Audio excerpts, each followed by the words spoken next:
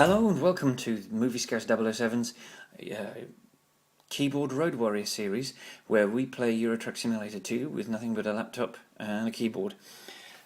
So, we're in Berlin. The hope is to try and make Berlin our next garage city. We've got £131,315, which we got from a combination of drivers and delivering our last load. We've got to go and repair, rest and recuperate, so the hope is that we will get the £14,000, £15,000 we need while we're asleep, but we'll see what happens. So first things first, we need to check the map out and find out where we are going. So, zoom in on Berlin, which we've now discovered. So, we've got a truck location. So what we'll do is we'll take a left. Yes, we'll follow this little upside down spoon shape so that we get the truck dealership while we're at it. So we're going to take a left out of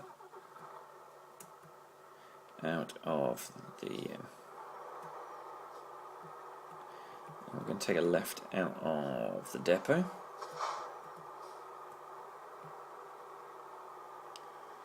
So,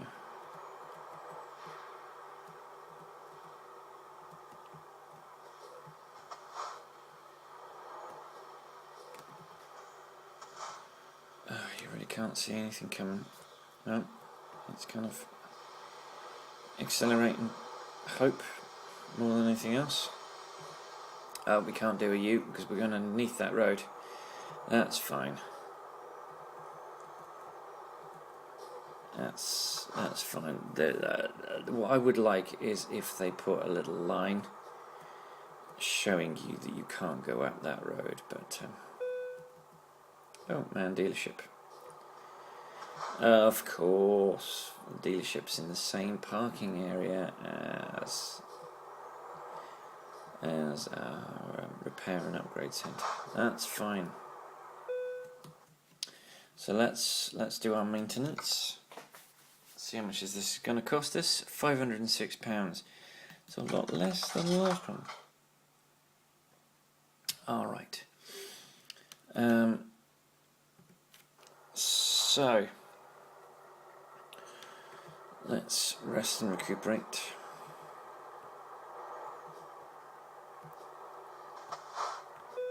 There we go. 8. And hope that our drivers have earned some money while we're snoozing. Oh crikey, we don't want to do that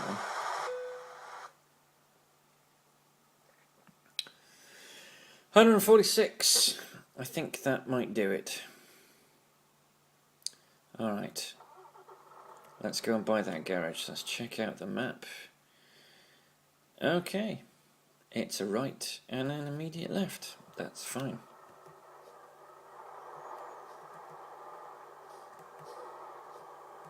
And it's almost in front of us.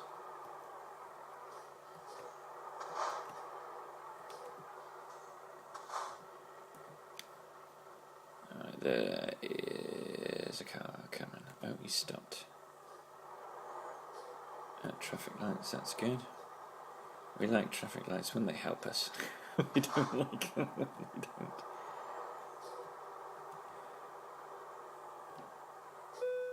Right. Yes, we want to buy that garage.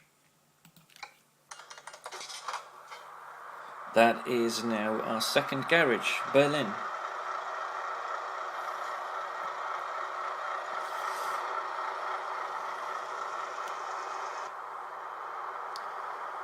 It's only a 3-door. That'll do for now. So let's just check this out. We've got 2 garages. I'm not sure how it numbers them, I've got to be honest.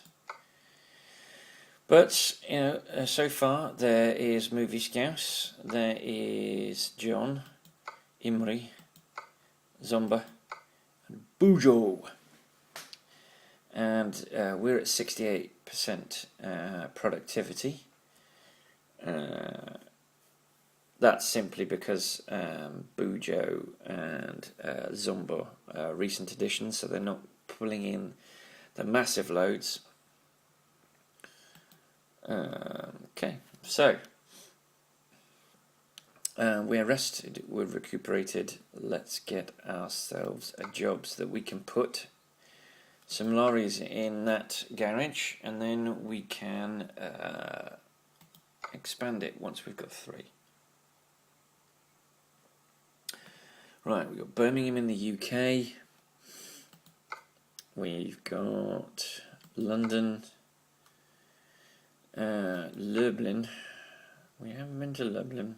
Have we been to Birmingham? No, I don't think we've been to Birmingham. Okay.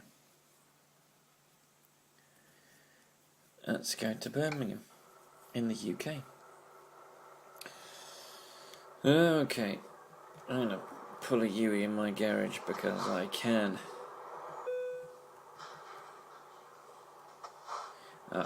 It doesn't have a petrol pump like the one in Liverpool does, because it's only a 3-berth garage. But when we get a 5-berth garage, that space directly in front of us now, that becomes a petrol pump. You can top up, and you top up at a lower percent. Oh, let's just go.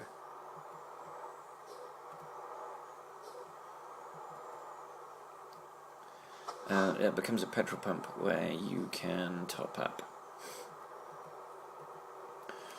So we're fully rested. We are mostly fueled. We are about to pick up our next load. We've only got 2,300, but hopefully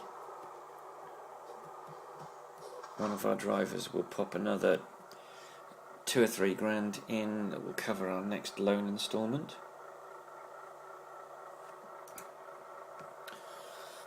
And then we'll be good to go.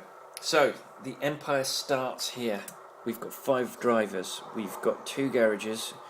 We'll need another 80,000. Actually, Berlin. But yeah, but we'll need another 80,000 to put our 6th Volvo in there. So that's our next. Our next goal is funds for.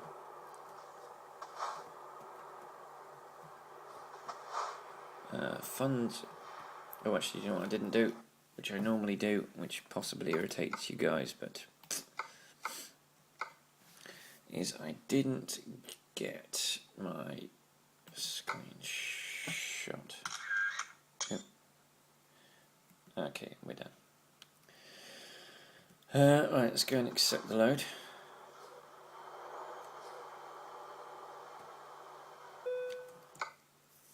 So we're taking that load, take that job. Let's go and pick it up. There it is in front of us. Yellow tube.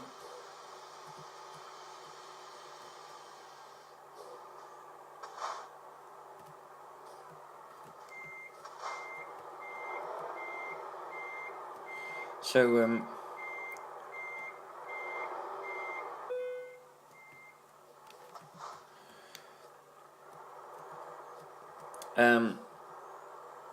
I wanted to talk about the differences between countries and how you truly experience that difference. And the simple answer is you gotta live a place to truly understand it. I think it's all very well visiting it, but the trouble is when you visit a place, you've not truly left the place you live behind.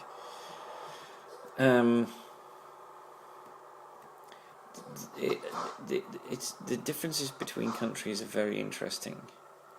It's you get a sense of what a country cares about from what it thinks to talk about in its news programs.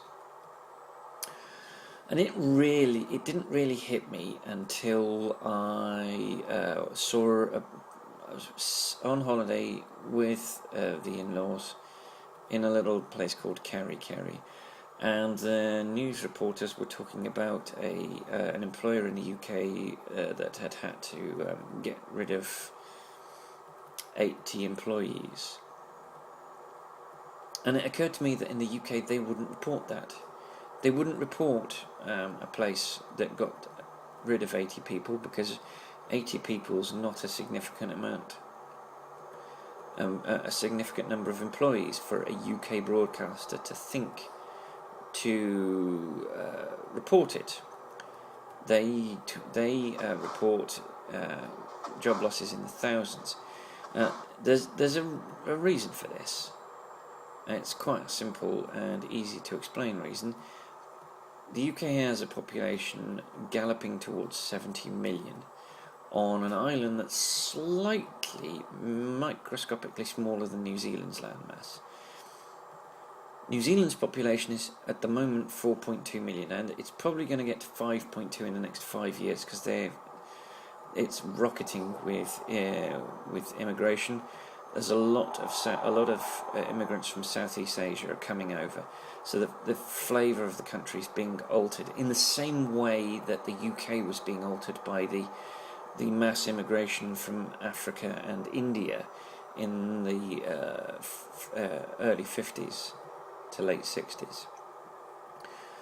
That has not hurt the United Kingdom one iota. The people that came over in the 50s were desperate for work, and when they came in they worked really hard, and they still do, and they contribute to the gross domestic product of the United Kingdom, and they contribute to the cultural significance of the country, and they contribute to the emotional and intellectual diversity as well as the cultural diversity of the country. It's sad that some towns have become ghettos. Places like Bradford have become Indian ghettos, which is a shame. I would like to see more integration. I don't want to see a place become one thing or another.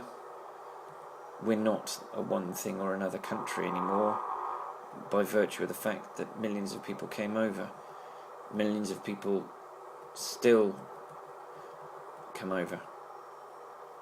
So, and it should be noted that more than 1 million people from the UK are working in Europe. So anybody that's thinking about complaining about the number of migrant workers coming over to the UK to work can just bear in mind that the Brits are doing exactly the same thing in greater quantities. So.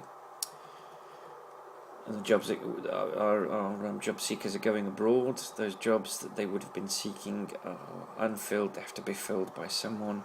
They might as well be filled by another member of the European Union, who we have a legal obligation to employ and look after, should they be the most qualified people for that job.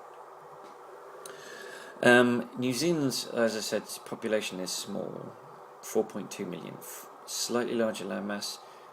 I should add that a significant chunk of that extra land mass, a significant chunk of New Zealand's land mass is uninhabitable islands, mountains. Sorry. The core, the spine of the country, is one long series of mountains, including the Southern Alps. Which includes Mount Cook, which I think is the tallest mountain in the southern hemisphere. I'm pretty certain it's the tallest mountain in the southern hemisphere. For everybody listening, the Himalayas and the Alps are in the northern hemisphere. They're just in the northern hemisphere, but they are in the northern hemisphere. So New Zealand's news is quite bizarre. There isn't a great deal to talk about, so actually, thankfully, there's a lot of international news. Because they're a small country and their news channels, of which they have 4 domestic terrestrial TV stations, each of which has a news channel. Actually, no, 2 of them have a news channel, sorry. Basically, it's like BBC owns BBC 1 and BBC 2, and ITV and Channel 4 stem from essentially the same place. It's pretty much the same setup in New Zealand. Channel 1 and Channel 2 are essentially run by TVNZ, and Channel 3 and 4 are run by, I think they're called Media. No, I can't remember what they're called. Something involving media. But there are two major TV channels that have a news program. Given that the population is 4.2 compared to the near 70 million population for the UK, it's not a shock that they've only got two major news broadcasters, and that those news broadcasters don't have a lot of money, and so they buy in a lot of broadcasts, and they buy them from everywhere. There's a lot of the BBC, and I don't know whether that's just a historical relationship between the channels and the mother country. They also buy in from ITV, which is the independent TV, independent TV news, which is also UK. They buy in from ABC and CBS, who are two of the 5 US terrestrial broadcasters, and they buy in from ABC News in Australia and Al Jazeera. They also buy in from lots of other places, depending on whether the footage is available, but the primary ones are the two UK news networks, the two of the US networks, and the Australian, obviously, the major Australian network, ABC, Australian Broadcasting. So more than half the news comes from other news channels, and they quote the news channel as well. They don't just try and claim that it's from that other channel. They say the BBC's All Guinea, or it's ITV's Trevor McDonald, or whatever. But they get news from all over the world, and it's interesting. Because there's less going on in New Zealand, because it's a smaller country with a significantly smaller population, there's less to fill an hour-long news program, which I would suggest probably would be cheaper to produce a half-hour news show and concentrate on domestic news. But I think it's fantastic that this small nation wants to be part of the larger world. You can actually see that in the number of people that go off and have an overseas experience, a big OE, as they like to refer to it over here. That speaks volumes about New Zealand's feeling about its place in the world. They feel they have a place in the world. They don't want to be defined by their distance from the rest of the world, and they don't want to be defined by their big brother Australia. They want to be treated as an individual nation, a nation with a voice. Now, it's quite easy to sit there and scoff and think, well, they're a tiny little country, what the hell do they have to offer? Never forget, they are one of the world's leading nations in one of the most competitive and brutal sports, that's rugby. They are a leading nation in sailing. They are also a leading nation in women's rights and human rights. They were one of the first nations to actively protest about the political situation in South Africa, and there were violent clashes when a South African team attempted to play in New Zealand. I think it was in Hamilton. Because there were large protests, and the police were trying to clear it up. And then, as these things always happen, when a large number of humans are in some element of those of that large group of people are less altruistic than others, and it's possible that some people turned up just to have a fight. They were also the world's first nation to give women the vote. I'm going to say that again. New Zealand, which has only existed as a nation for a small amount of time, was the world's first nation to give women the vote. It staggers me that that even had to be thought about, but then we lived in a very patriarchal society. Now, as a man who grew up in the late 20th century with a very strident, opinionated mother, and surrounded by strong female influences, patriarchal societies seem a little anarchic and out of step and unrealistic. I'm not quite sure how a patriarchal society would work nowadays, but there was a time when in Western Europe a woman couldn't own property. A woman was the property of her father until she married, and then she became the property of her husband. She wasn't allowed to inherit. For crying out loud, it's only this year that they proposed changing the law in the United Kingdom to prevent the ludicrous situation of the crown only being inheritable by a male heir unless there was no male heir, which just doesn't make sense to me whatsoever. How can you possibly have allowed a situation to go on where we had two great, long-lived, beloved queens and still live in a society where men thought that they knew better? Just doesn't make sense to me. That we would ignore half the species just because they are a different gender. And this is a relatively new thing. I mean, it's not in the animal kingdom. The woman is, quite often the hunter-gatherer. The man is the one that gets himself all dollied up. The male of the species is the one that gets himself all dollied up and attractive to attract a female mate. When did as late as the 18th century, men were the first. No, men were the first to wear tights. Tights were created for men. Trousers were considered a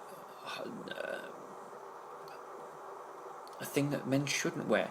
The Duke of Wellington was once refused admission to a gentleman's club because he was wearing trousers.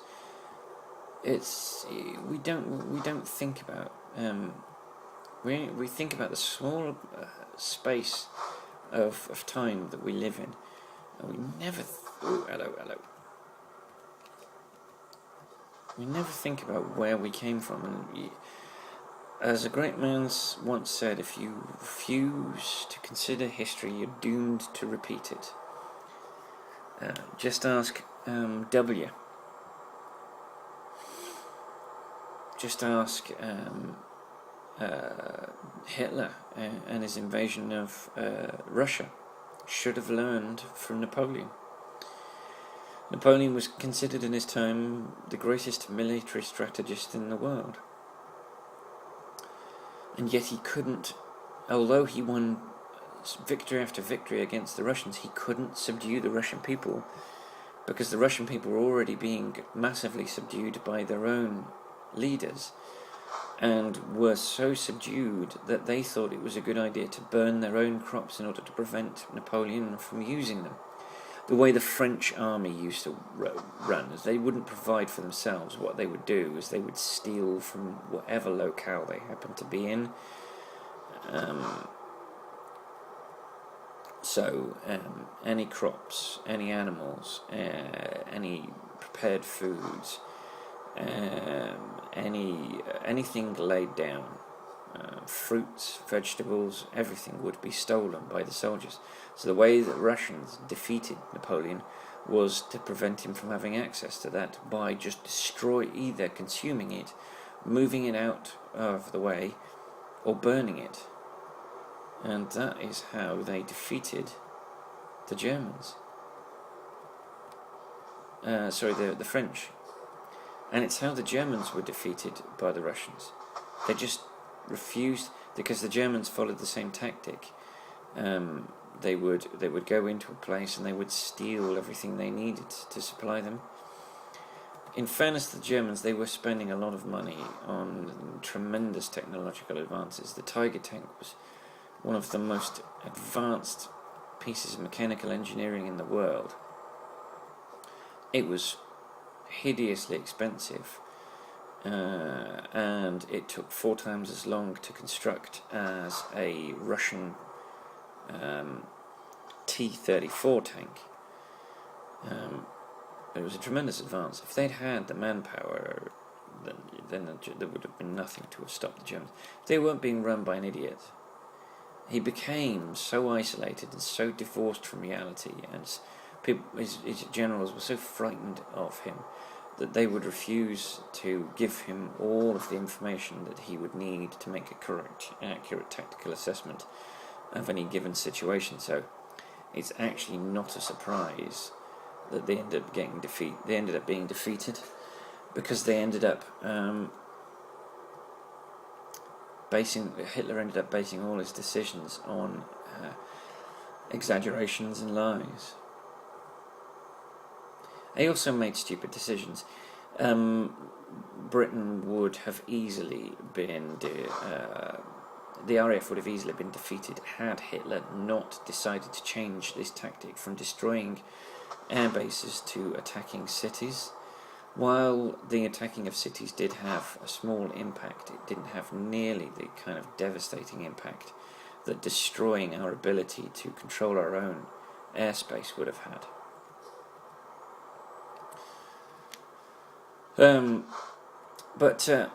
When I started this, I've somehow managed to get to World War II from a discussion about how you judge a country based on living there.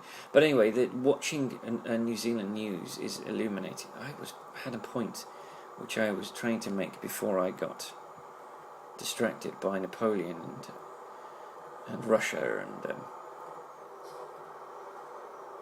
Okay, I've completely lost it. But anyway, New Zealand is a small country, and it does have a tendency to wear its smallness on its chest. It's like it can sometimes be a little bit like the small kid in school, the tiny child in school, in the schoolyard, who will fight at the drop of a hat, because they are small and because they don't want to be picked on, because they feel that they need to be aggressive in order, as lots of small creatures in a violent world feel that they have to be.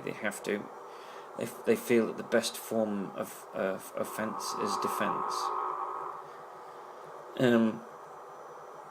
It does love itself a little bit as well, but it has this small country mentality. There's a lot of world famous in New Zealand. Lots of things advertise themselves as world famous in New Zealand, as if that was somehow interesting or clever or in any way a thing, when in fact it just makes them look stupid. It's not even cute, it's just moronic. World famous in New Zealand. It's like saying world famous in Liechtenstein. It's that impressive. It does have some stunning architecture, but almost all of its culture is dragged in from elsewhere.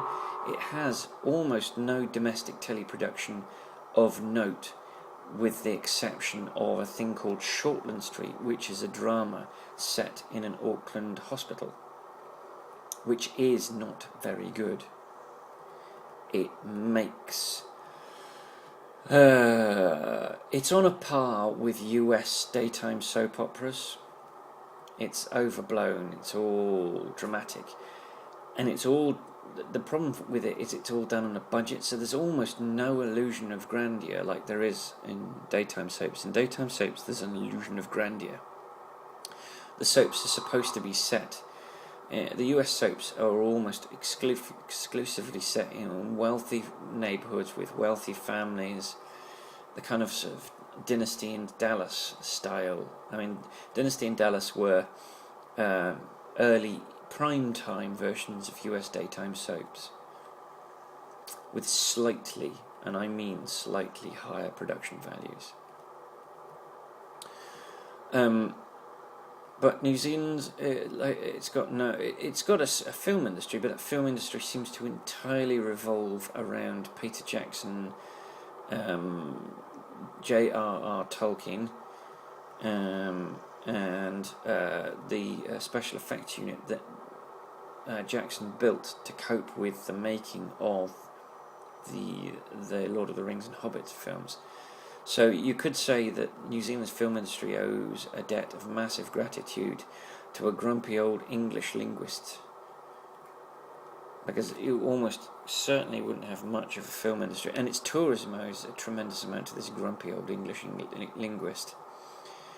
I mean, the Air New Zealand's in-flight safety message is a rip-off of Lord of the Rings that actually involves several actors from the films and Sir Peter Jackson himself.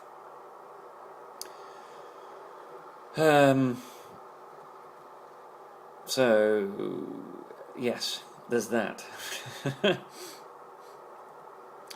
There is this weird sort of thing. They don't have the UK currency. They decided to go decimal, and at the time they decided to do it, the UK hadn't gone decimal yet. The UK was still running pounds, shillings, and pence, and so they went dollars and cents because, America. Pretty much around the same time, Australia did exactly the same thing. They've done something interesting with their money subsequently. The New Zealand and Australian banknotes are actually not paper or cotton or a mix of those two substances, but they are in fact plastic. They're a lot more durable.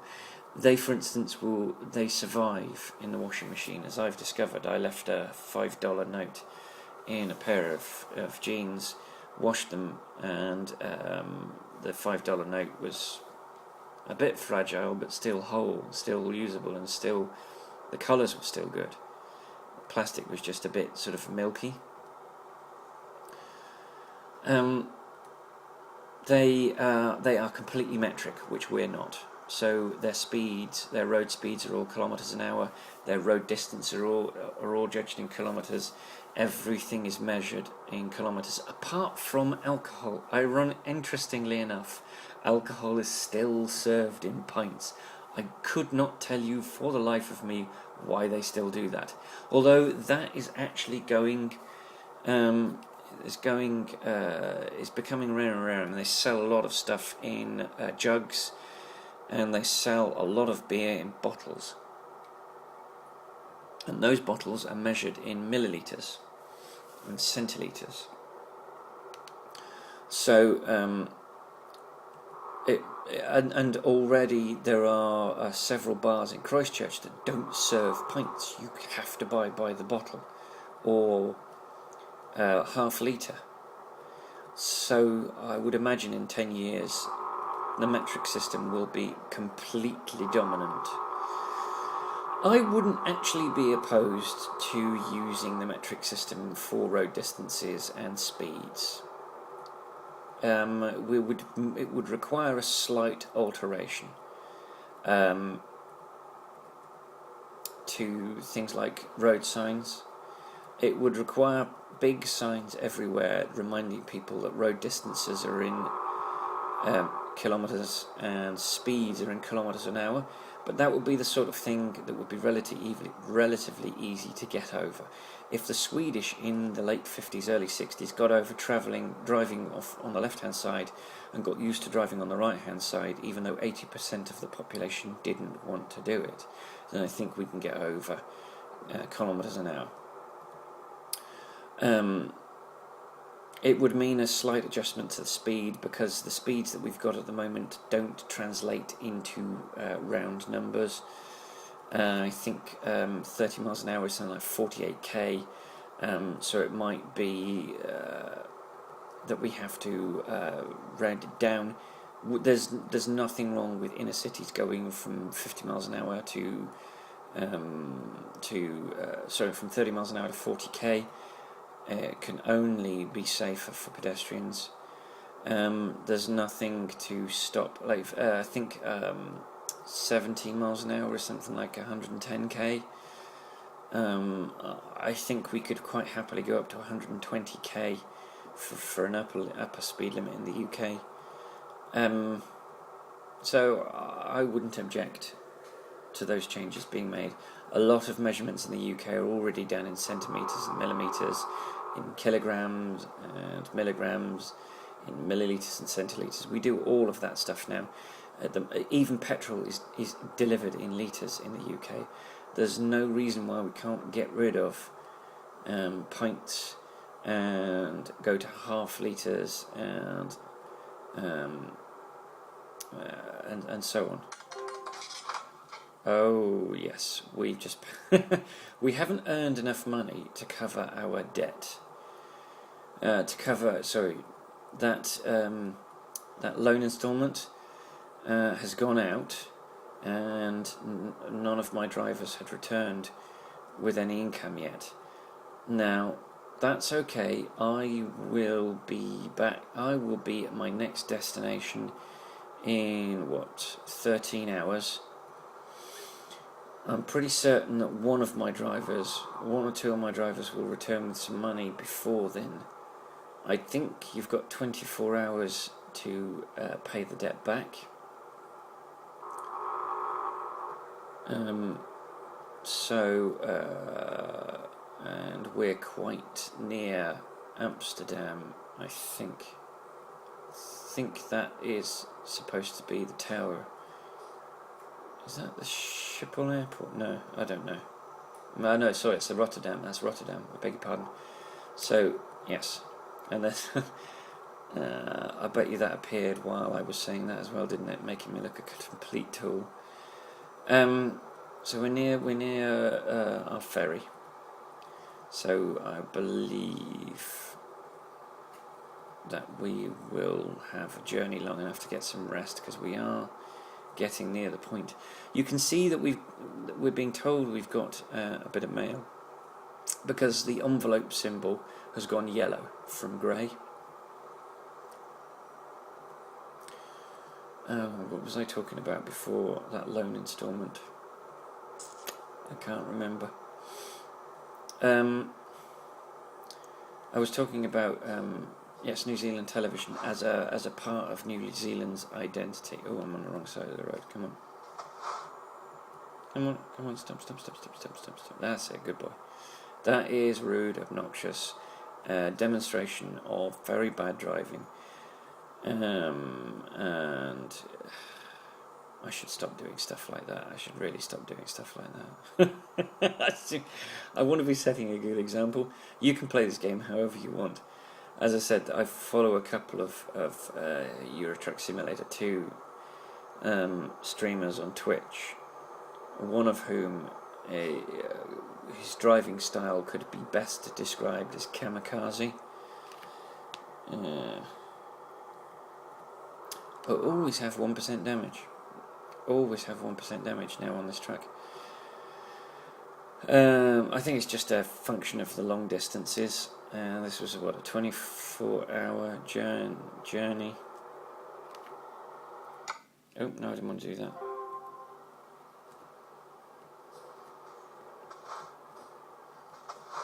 What happened now? Okay. Maybe it's just going back and telling me there's more mail. I wonder if there's more mail.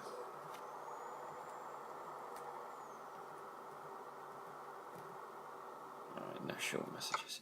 I have never seen... every time you go out, you just get a reminder that you've got an email.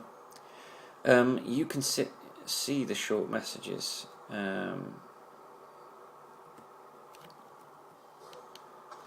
That pop up. If you want to see what short messages currently that are ongoing.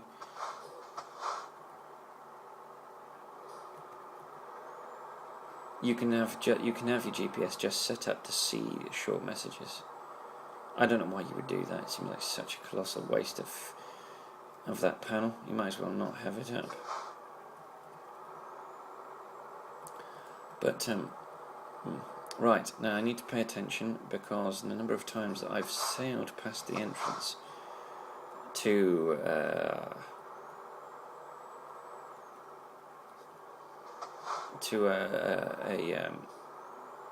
ferry port is not funny. But actually this one's okay. This one's right in front of me.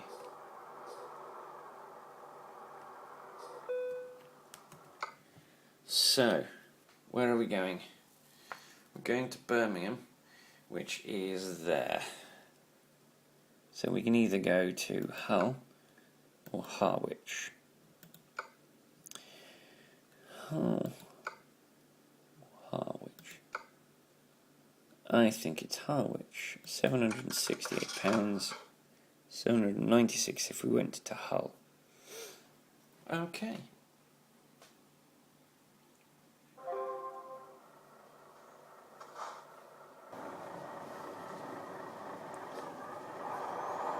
So let's go to Birmingham. Right, so we're on the other side of the road. Let's not forget that we're on the other side of the road.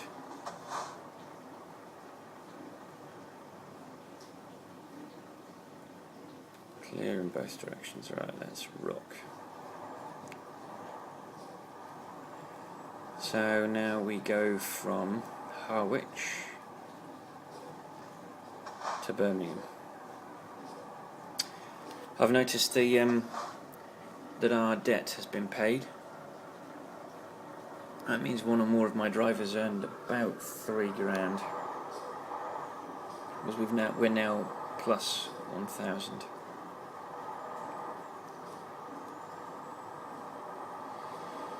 All right, 30. That's 40 something k, 48k, I think, or maybe 46 actually. Let's stick it at 46 and see if that gets us a speeding ticket, because it's normally where I get confused. Normally I get my speed limits mixed.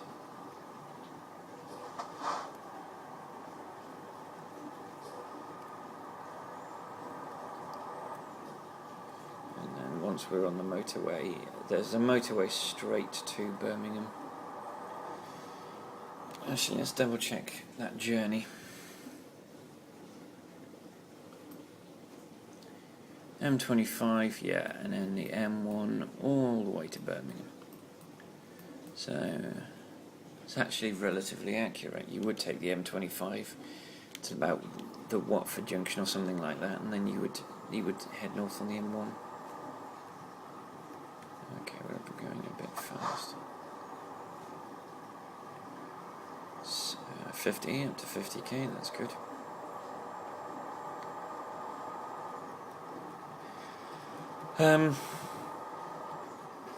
So another area which tells you what a country is like, what it's about, is its newspapers. There are only one or two big newspapers. I think the biggest is the New Zealand Herald.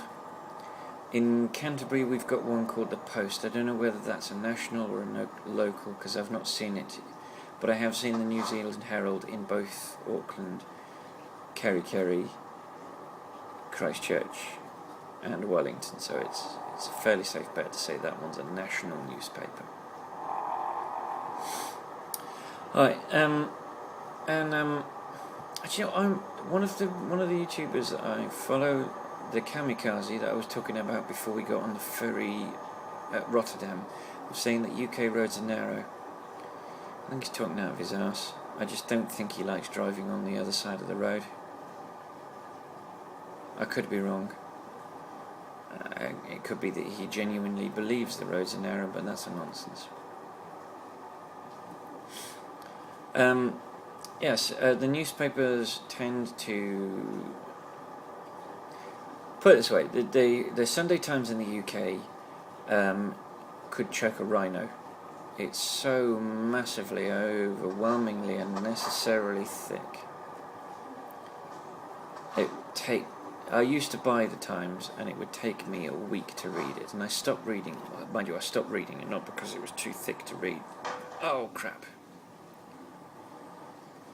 I was looking down. Good, no damage to the load. I stopped reading it not because it was too thick, and because it was taking me too long to read, but because I was throwing half the newspaper away unread because I wasn't interested. But the main reason was because it's just gone right wing, and it's been given legs by its freedom from the Labour government. Now, I'm not a big fan of wasn't a big fan of the Labour government. I'm not a fan of the Tory government, one iota. As far as I'm concerned, they're both as bad as the other. They're both extreme. Labour extreme left with right-wing tendencies. Tories just all the way right-wing with no tendencies other than pseudo-fascism. And no one's thinking about anybody else. So I became an independent reader.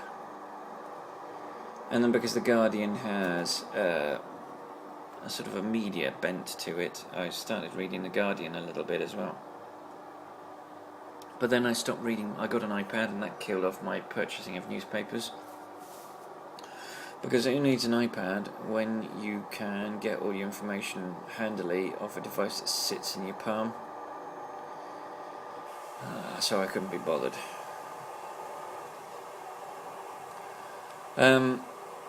So I don't read any newspapers anymore. In fact, when I used to commute in London, I used to read a thing called the Metro and a thing called the Evening Standard. Now, the Evening Standard used to be a regular newspaper that charged you. And then about 5 years, maybe not as long, but a while ago, it went free. It decided to go free. It decided to up its advertising and give itself for free. And I think they start handing it out at 3 o'clock in the afternoon. And so in the morning, the tube is littered with badly crumpled copies of the Metro, and in the evening it's crumpled with badly made up crumpled copies of the Evening Standard. So I tended to have a quick flick through both of them and then read my book, because my journey was about 35 to 40 minutes. So I gave the 10-minute quick flick through the Metro in the morning, and 10-minute quick flick through in fact the Evening Standard. I could probably wade through while I was stood on the platform waiting for it. With the Metro in the morning, usually I was sort of just skirting in time to leap onto a train. And also it would depend on whether I had to stand. If I was standing, I wouldn't read either of them, because it's almost impossible and deeply antisocial to read a newspaper standing up in an incredibly crowded tube train. It's impossible to read it standing up on a railway train. I did commute to London from Reading for about 2 years. Hateful experience. Primarily because the Reading was the last stop before it got to Paddington, and pretty much everyone getting on the train was heading to Paddington, so there was never a seat available. There was never anywhere to sit on the train in the morning, and I usually had to. By the end of the day, I spend most of my day sort of standing up in front of machinery and computers, standing up in front of a computer, and so I would want to sit down. I'd be tired. I've had a long. Oh, speeding, of course. Oh crap! I don't know which way I'm going.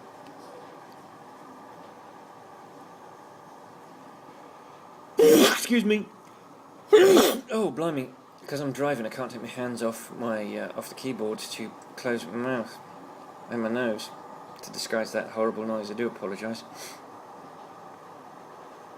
Yes. So I was normally quite tired. So what I would do is I would find not the next train out, but the train. Okay. Oh, excuse me, sorry. Oh, blimey, I do apologise, that was quite hideous. I hope you close your ears. Ah, damn it. Sorry, yes, no, I wouldn't get the first train leaving Paddington for Reading, I'd get the one after it. Because the one after it normally had a few seats free, so I could get a seat, which suited me. And as long as it's, as long as no one, as any families with small children or pregnant women rocked up, I was usually quite safe to stay in the seat. The other thing you had to watch out for was reserved seats. Quite a lot of the seats at peak time are reserved, primarily because people taking a journey every day want to sit down, and I guess you can do that. I used to have a season ticket. It didn't. I didn't have a guaranteed seat. It didn't guarantee me a seat. It just guaranteed me that I could travel on the train. So I don't know how you guarantee it. I think if you're taking a single journey, you can book a seat. I don't think there's any other way around it. IKEA. We are heading through. I think that's the Watford thing. I think we're close. Yeah, we must have just got off the M25. Yeah, we're on the M1. So what's that a part of? That's not a part of London. What the hell is that? That has been chucked in by ProMods, because that's not in the vanilla game, I don't think. Well, I do apologise. Snotty nose.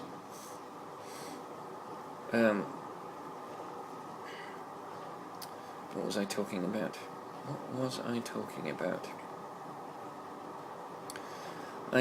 Oh yes, I was talking about commuting. So yes, so the only newspapers I would read on either of those commutes were the Metro, when I was doing the Reading commute, because the Evening Standard wasn't yet available as a free newspaper. Yeah, it must have been about 3 years ago that the Evening Standard went free, which means that the change that makes is that there are considerably more pages of advertising, and possibly the advertising costs more, but because the newspaper is free, the circulation probably quadrupled. Pretty much everybody that gets on, you watch. If you're ever in London and you're on a tube at peak time, either in the morning or in the evening, most people are reading a free newspaper, and if they're not reading a free newspaper, then they're either reading a book or they're reading an electronic reader, like a Kindle. There are very few people that don't come prepared, and you... What? Oh my god. That's 2 speeding offences. So I managed to get through the whole of the last journey without speed. So this is the UK. The UK is rife with speeding cameras, and the speeds are set aren't particularly useful.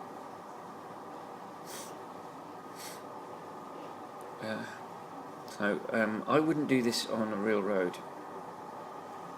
In the UK, I wouldn't sit in the middle lane. It's deeply antisocial. But because of the way this game is constructed, the inside lane, the one on my left, so the outside lane, the one on my... No, it is the inside lane, ignore me. Oh, God. The inside lane, which is on my left, stops existing at a junction, which can be... which was really confusing when I first started playing this game. I set my... I've only ever had a base, my original base in Liverpool, so I've set my base in Liverpool, and I've gone on motorway journeys. And the first time I took a motorway journey, wasn't... see, there we go, we're down to 2, which is... Excuse my language, it's bollocks. That just doesn't happen. It doesn't happen. It's starting to piss me off. Which it shouldn't do, because it's only a game, and, you know, there are reasons. Anyway, but yeah, so almost everyone who commutes is prepared for these newspapers. So that would be the only newspaper I would read. I would read the free Metro in the morning. I'd read the free Evening Standard in the evening, and then I would read my Kindle for the rest of the journey. And I was chugging through a book a week easily, although I think Moby Dick and the 3 Lord of the Rings books took a lot longer than that. But that's just because I just simply do not enjoy that style of writing. I started reading, I was enjoying the films, I felt maybe I should soldier on, maybe it'll get better. Once I'd read the first one, I felt obliged to read the second one, and so on with the third one. Tolkien I'm sure, was a lovely man, but I'm afraid he felt a need to describe everything in the universe. When you're describing, over the course of 5 pages, a field that your characters are crossing once, and a field that will never make another appearance in the book, and a field that has no significance whatsoever to the plot of the book, to the future of the book, to the journey of the characters, other than that they're crossing it once on the way somewhere else, and you feel the need to give that field 5 pages, you've lost me. And it took 6 months for me to read those 3 books. And given that, they are considerable sized books, 600 pages each, I think. But 6 months, that's what, a month and 2 months for each book. That's 8 times as long as it normally takes. That's probably explained by I would take longer to read the Metro. I would probably read the book from maybe 15-20 minutes instead of 30 each way. And I wasn't enthusiastic, and I wasn't reading at the reading them at the weekend. So yes, no, I don't enjoy that. I don't enjoy Tolkien's style of writing. I don't know why he felt it necessary to indulge himself so frequently in unnecessary descriptions of places that we will never visit again, and characters that add absolutely nothing to the plot.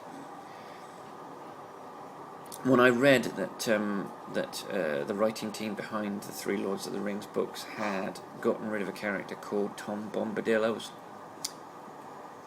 I was wondering why. Why would you get rid of a whole character? What had he done to deserve that ignominy? Then I read the book and realised that the character gave absolutely nothing, served no purpose, performed no function in driving the story forward. Oh, sugar. And as soon as I'm past this, I'm going to have to check to make sure that I haven't... Oh, you're kidding me. Please tell me I haven't damaged the load. Good. Sorry about the snotty noises. Alright, we are virtually in Birmingham. The journey is nearly over. Oh, and the depot's outside Birmingham as well. Interesting.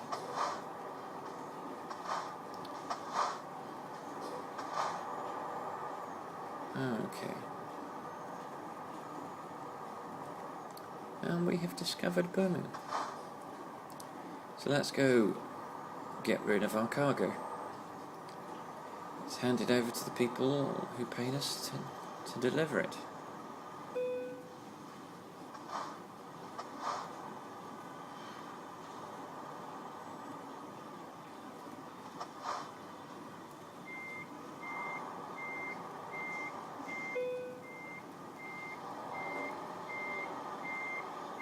Let's see if we can get this in one go. Can we get this in one go?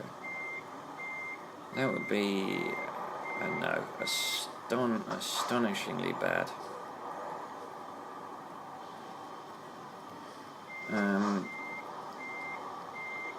So at least the cargo's intact. We should be on for our second excellent rating, which is always good. There we go, we're in. Right, let's parking brake, engine off, and unhook the trailer. Excellent. Chemicals delivered from Berlin to Birmingham, 1,008 kilometres, 20 hours and 54 minutes of in-game drive time, 422.2 litres of fuel consumed. We got a base reward of £24,554 and 1,008 experience points. Proficiency bonus for level 16 of 5,893. An ADR delivery bonus for class 2 of 211 XP.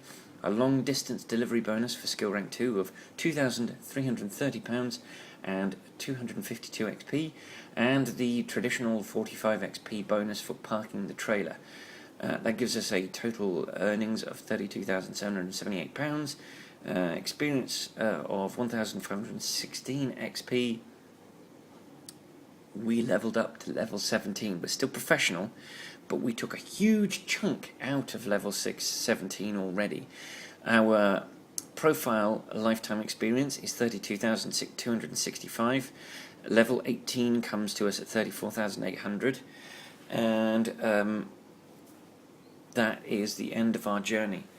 Thank you for listening to me witter on about New Zealand. I don't think I fully covered that topic, so I might revisit that topic in the next journey, but that's if I remember. Thank you very much for watching this video. Thank you for joining me in this journey. Please, if you enjoyed it, please subscribe to my little channel, rate my video, and let other people know about it, because keyboard driving is a thing that everybody can enjoy, and if what's holding you back is thinking you can't do it, then seeing someone else do it, even someone doing it as badly as I do it, is a good thing. Alright, so I'll see you in the next video, but until then, I'll see you on the road.